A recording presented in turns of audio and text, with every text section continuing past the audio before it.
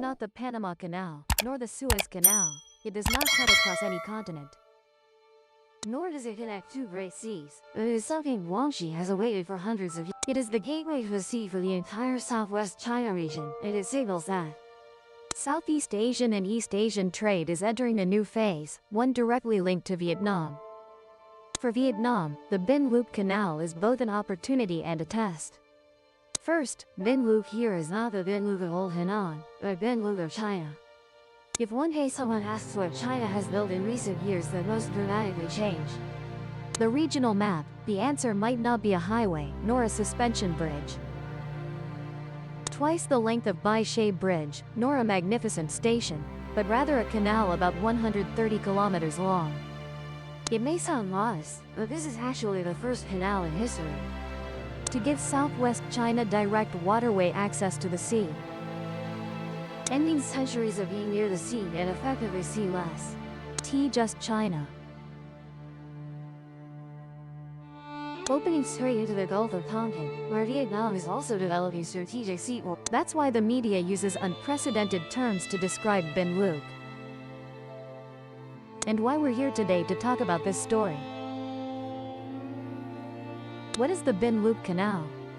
The Binh Loop Canal, also called Binh Loop Yanyi, connects from Nanning. Nanning is the capital of Guangxi Zhuang Autonomous Region. Running straight to the mouth of the Pingtang River and then into the Gulf of Tonkin, the canal is specifically 134.2 kilometers long, about over 100 meters wide, sufficient for 5,000-ton ships to navigate. This is truly a complex project, one that China has spent 72.7 billion yuan, equivalent to over 10.3 billion United States, and this project is more monumental than any famous ones we know. But more noteworthy is its significance. Binh Loop isn't a canal for scenery or tourism. It's the solution to the lack of convenient sea access that many areas of Guangxi have been stuck with for hundreds of years. Located in southern China, Guangxi is a province bordering Yunnan, Guizhou, Hunan, Guangdong. And Guangxi also shares a border with our Vietnam. Additionally, Guangxi has a coastline along the Gulf of Tonkin. When this canal opens, goods from Yunnan, Guizhou, Guangxi, the vast and resource-rich provinces of southwest China, can simply flow along the canal straight to the sea, directly into international trade, saving hundreds of kilometers of detour compared to before. To visualize, previously, goods for export had to detour through Guangdong, then out to the sea via Guangzhou or Shenzhen.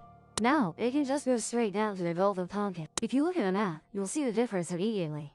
This canal is like a drill bit thrust straight from the inlet to the sea, and any change in the flow of goods, any reduction in transport time, will directly impact the economy of the entire region. Vietnam is certainly not outside this sphere of influence. If you've looked at the map, you and many might think simply, oh, Guangxi clearly borders the sea, so why say it has no sea access? That's a great question, but to understand, we need to look at river flow directions. Guangxi has many large rivers, but ironically, almost 100% flow eastward, joining the Pearl River system of Guangdong, and reaching the sea in Guangzhou and Shenzhen. No major river is willing to flow straight south into the Gulf of Tonkin. Therefore, despite being coastal, Guangxi can hardly transport goods by water to the sea in natural route. Goods intended for export must be transferred by container trucks or ships detouring through Guangdong, which is very costly. This is like a house right next to the road but without a door to enter or exit. Guangxi even has nearly 1,600 kilometers of coastline, but most of it consists of shallow shores and small bays. Not the straight and deep coastline that is easy for port construction like Guangdong's. Additionally, the economic and population centers of Guangxi are not located right by the sea but are deep inland, in places such as Nanning, Luzhou, and Guilin. These places are 100 to 200 kilometers from the sea, so businesses are also not accustomed to using, instead mainly relying on land transport to Guangdong, which has a stronger transportation system. Nevertheless, Guangxi still has three main ports: Fangcheng Port, Jinzhou, and Bay, which belong to the Beihu Gulf port cluster. But compared to China's major ports, it has many less. Due to its terrain, Guangxi has many hills and mountains with constantly changing elevations, making canal expert. To create a new waterway, China had to handle a water level difference of up to 65 meters, equivalent to the height of a roughly 20-story building. That is why they had to build three massive ship lock complexes for large vessels to overcome the water slope. each requiring millions of cubic meters. This expense and difficulty meant that for generations, no one dared to imagine a day when China would open a canal to the sea. But then, the new era of trade compelled them to act. Let's talk in more detail about the Pinglu Canal.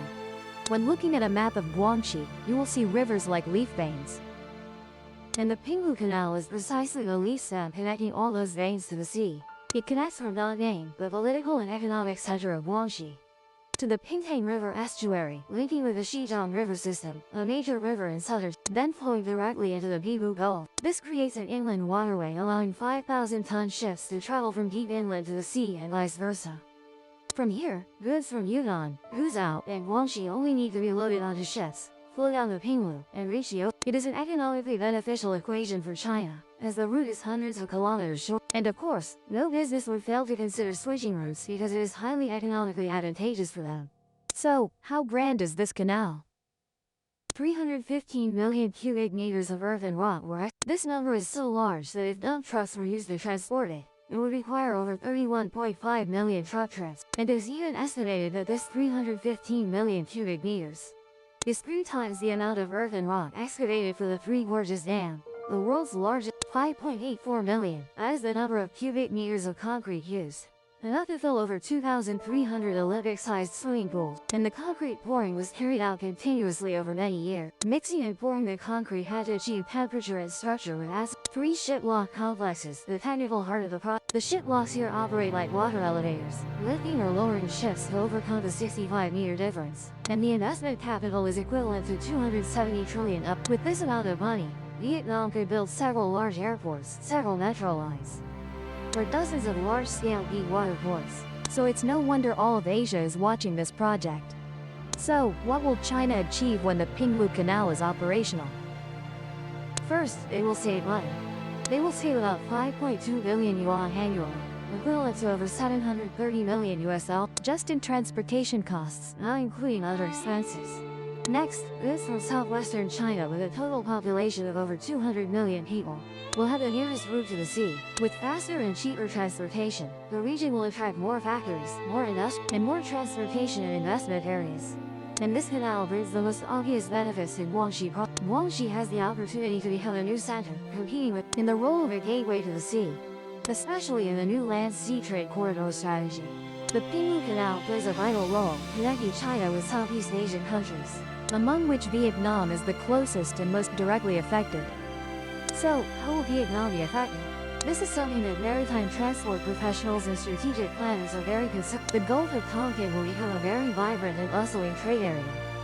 Previously, China's southwest route relied on Guangzhou-Shenzhen. Now it runs straight out to a place very close to the Lashuyan area in Haiphong. What happens in Guangxi will directly impact Haiphong, Hualien, and even further like Han Hoa, Ha Tin, and the entire northern coastal route of Vietnam. Vietnam has the opportunity to become a new transshipment hub for ASEAN. If we expand Lashuyan Port, the intermodal railway, Lang Son, Haiphong, Kai Lan Deep Water Port, or the regional logistics center, then Vietnam could become a transit point for goods from China to international destinations. Goods from Nanning to the sea are only a short distance from Haiphong. If Vietnam, ships from Pinglu can dock at Vietnamese ports before heading out, but the challenge lies in China wanting to handle every step themselves.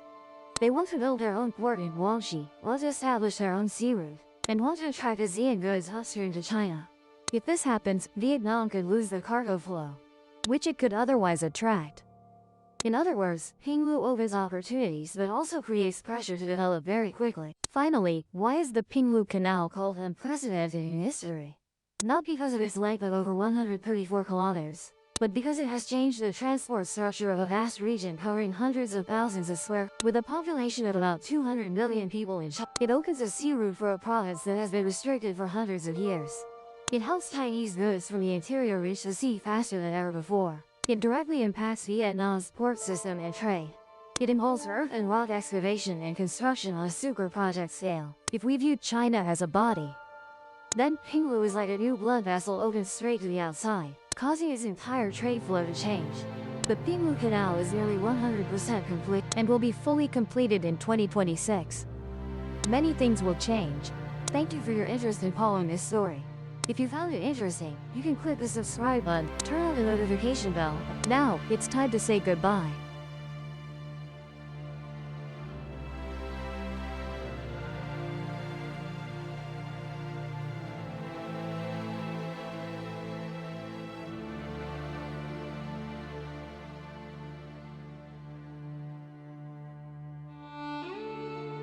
Don't hesitate, please leave your feedback. And we look forward to seeing you again.